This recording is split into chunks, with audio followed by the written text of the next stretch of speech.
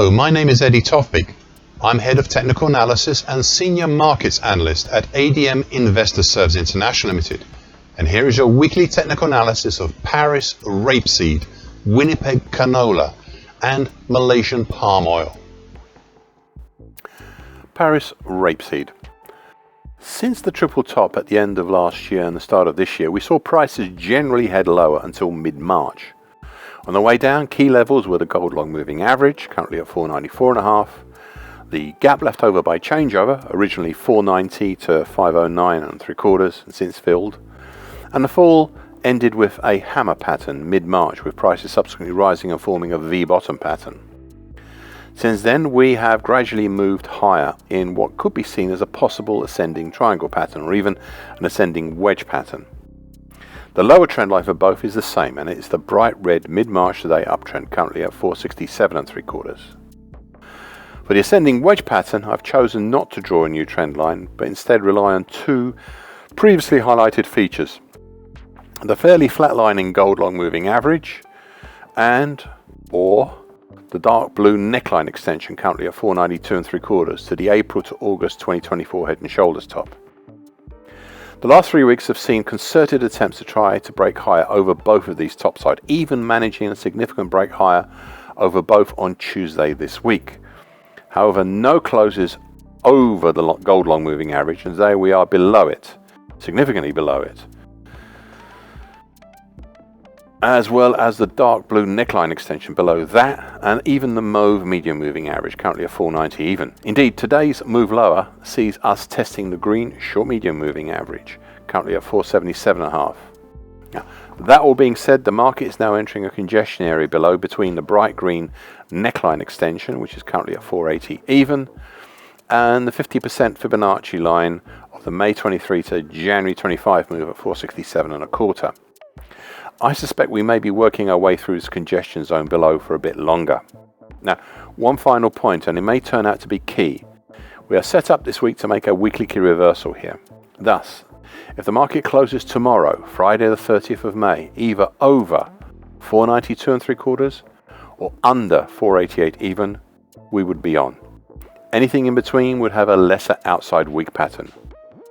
Right now, though, with still a full trading day ahead, we are looking at a weekly key reversal down here.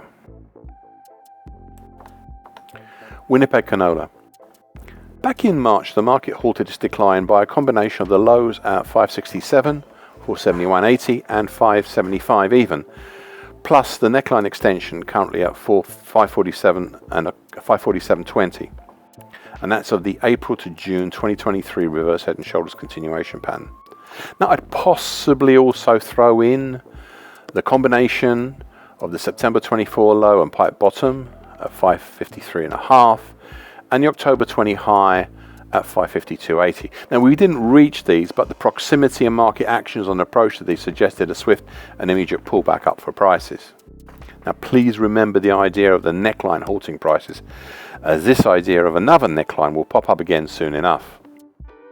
The recovery higher, though dramatic, initially had some issues. For instance, there was no weekly key reversal up here, or even the lesser outside week opportunity here, as seen in other markets. And the reason I gave back then, and which still seems sound, was because of the previously mentioned 50% absolute Fibonacci line that sat overhead back then at 606.90 and is now well below. And this seemed to put off initial attempts higher. However, as I said 8 weeks ago, and I quote, the action over the last 3 weeks, so that is now 11 weeks ago, does suggest the construction, or at least hints at the possible construction, of an ascending wedge pattern, possibly even an ascending triangle, end of quote. Well, prices shot up through the 50% absolute Fibonacci line 8 weeks ago, hesitating for a bit around the moving average congestion area, which was back then around the 2021 low at 629.60, before moving higher. To explain these move upwards, I spoke 7 weeks ago of the possibility here for the start of February being a bullish diving board pattern. However, I did add that the, and I quote, pattern here is very, very crude, with the run-in during February not looking very straightforward in my eyes. The plunge in early March looks good, but the recovery higher in later March looks indecisive at the start, though we've since become more determined, end of quote. However, prices chose back then to continue their journey higher, making significant moves up and over the February high despite a ropey start. This is a better bullish diving board pattern seen here than anywhere else in the oilseeds and veg oils I cover. It nevertheless still ran into resistance at the February high at 682.20 and the earlier July 24 high at 685.30. But prices have motored on through higher. Now, to give you some context of this move upwards, here is the data regarding diving board patterns. Nearly 9 out of 10 times the prices rise as far as the bottom of the board. Now, this is not a good example of a diving board pattern, but it would regard that as about the 2021 low at 629.60, which we have seen.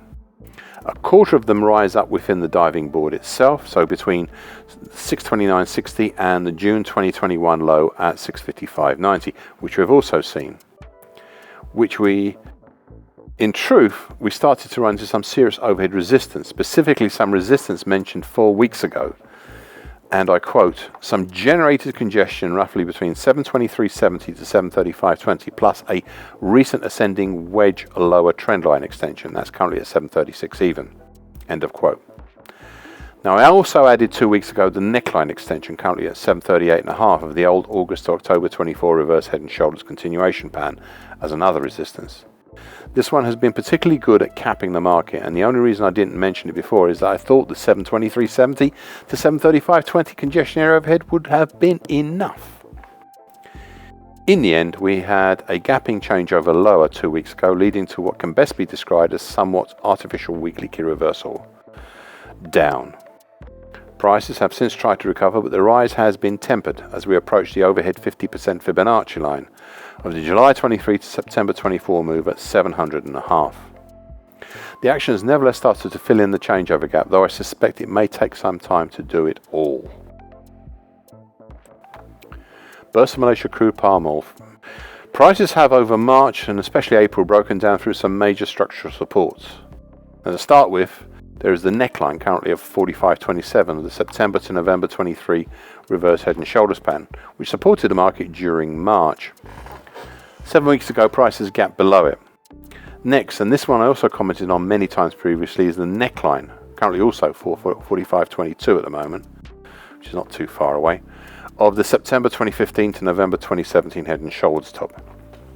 I'd not been sure about this one in the past, but as it was an old one, a super old one that had before been way below the current market back in the day, well, similar to the earlier neckline, it started this year significantly supporting the market, so it was worth noting, though it also failed 7 weeks ago. The third pattern here is the now flatlining long moving average, currently at 43.90, which stopped the market's fall dead. Stopped it dead in mid-January and late March, but which failed also 7 weeks ago. There are also other, newer, in some cases closer to the market features that helped hold up the market, but which have now given way. To start with, I'd look to the wide congestion area now overhead between 44.08 to 45.59. This is now overhead resistance. Next, there is the significant combination of the 38.2% Fibonacci line, the May 20 to March 23 move, and the 50% Fibonacci line, the May 23 to December 24 move, both at 42.74. And the lesser Fibonacci line just below at 42.39.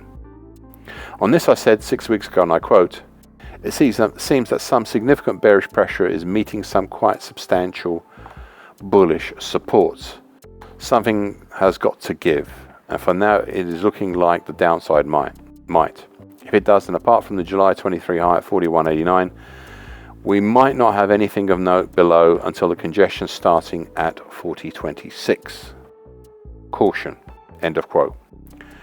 Well, 6 weeks ago we gapped lower and dropped down through that 40.26 zone, briefly trying to become an elastic move back up, trying to fill in the gap left behind, but failing to do so, and making another smaller gap lower 4 weeks ago, and down to and through the interesting dark blue neckline extension, currently at 38.83 of the small late May to April 2024 reverse head and shoulders bottom. I'd said 5 weeks ago about this dark blue neckline, and I quote, this is one to watch on the downside, as it is the core of a large April to September 2024 congestion zone, stretching from roughly 3750 to 4100. I also, end of quote. I also added 5 weeks, and I quote, "These actions have brought to my mind another new pattern that may be just about completing, which can even now still be derailed. It's a look at the whole move down from the high back in early December 24 to date. It's a really big halfway hesitation pattern," end of quote. To give you, oh no, still quoting, "To give an idea of the potential on the downside, we have a possible target X down at 37.50, right on the far end of the congestion we sit within right now," end of quote. Well, 3 weeks ago, we reached down and achieved target X at 37.50, even overshot it a bit. But we've had since then a reactionary move back up, such that the dark blue neckline extension is now a key support, resistance and congestion point all at the same time. It is very much in play. We have since started to try and move higher with what looks right now like a possible ascending triangle pattern over May, but it is early, very early, and I do not wish to commit to this pattern idea just yet. I will maintain my peace on this market for now, other than to say watch this space and especially watch the dark blue neckline and what we do to it. Now, one final point, and it concerns this week's actions, with possibly actually wider implications. We are set up right now for this week to be a possible weekly key reversal. Thus, if tomorrow, Friday the 30th of May, we close either over 38.36 or under 38.28, it's actually quite a narrow range, then we'll be on. Anything in between, and we'll have a lesser outside week pattern. Right now, we are looking at a weekly key reversal down, though we still have a full day's trading to go on. Thank you for listening and watching this broadcast. This weekly broadcast gives the essential market patterns and consequences. Please be aware of the risk disclaimer posted both at the front and at the back of this broadcast. The copyright is Eddie Tofpik and ADM Investor Services International Limited. And here comes the final important bit.